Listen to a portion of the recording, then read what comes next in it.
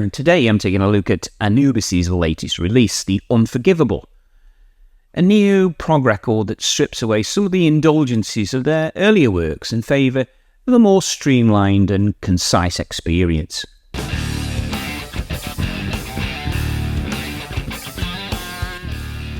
"46 minutes, the album's 10 tracks may seem a little more modest compared to what we're used to from these guys, yet as I explore more, this compactness lends the Unforgivable a kind of addictive cyclical charm that makes it more than worth your time.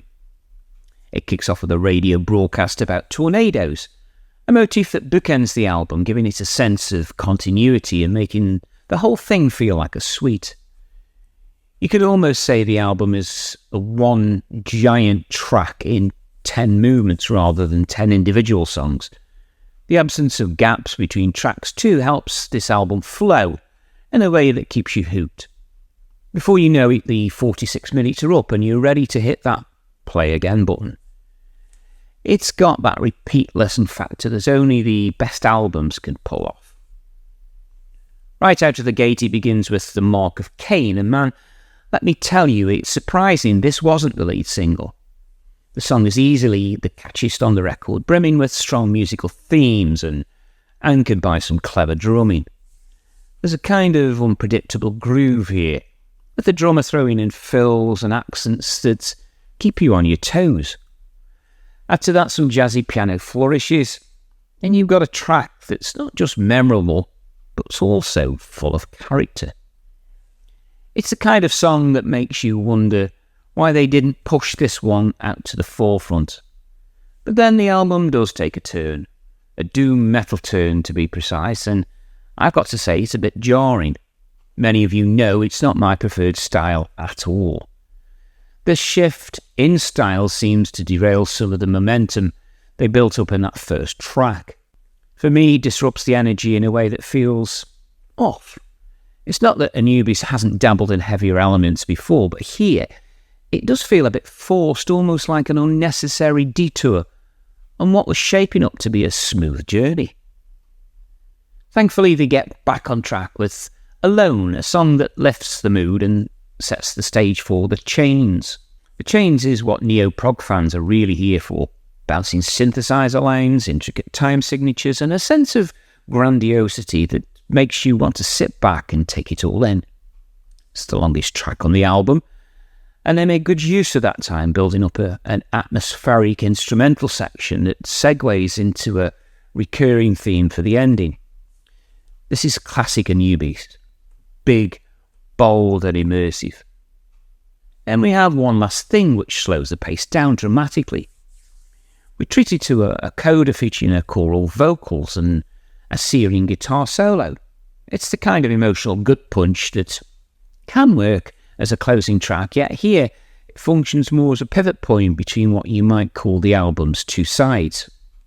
Speaking of which, the second half kicks off with the sound of a passing train. Oh, they could have used that rhythmically, right?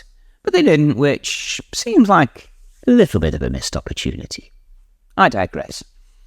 Instead, All Because of You starts in a subdued manner, bringing back a theme from The Chains, really. It's a nice callback, though.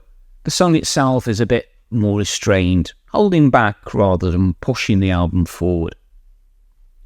The End of the Age shakes things up a bit with its robotic feel and odd time signatures beginning in 11/8 time.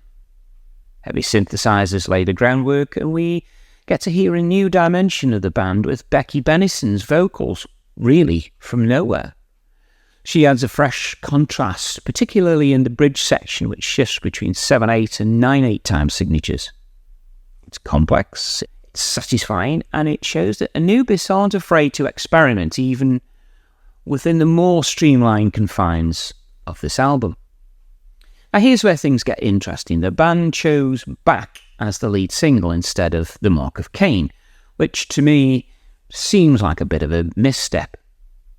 Back and Alone both come off as the less engaging moments on this record. They feel a little repetitive, almost safe, and they don't really give the musicians room to flex their creative muscles seen elsewhere on the album.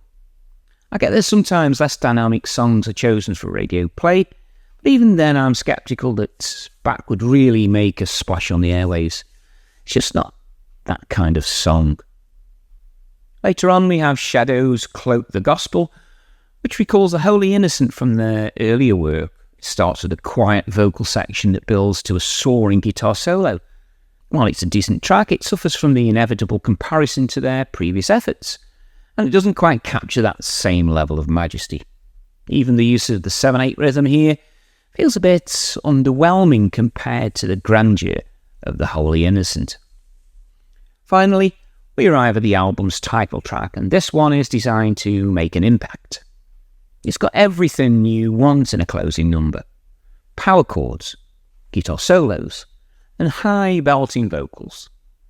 It ends the album with a band revisiting an earlier theme before fading out to that same radio broadcast about tornadoes. It's a cyclical listening experience, which is part of why this album hooks you in and makes you want to start it over as soon as it ends.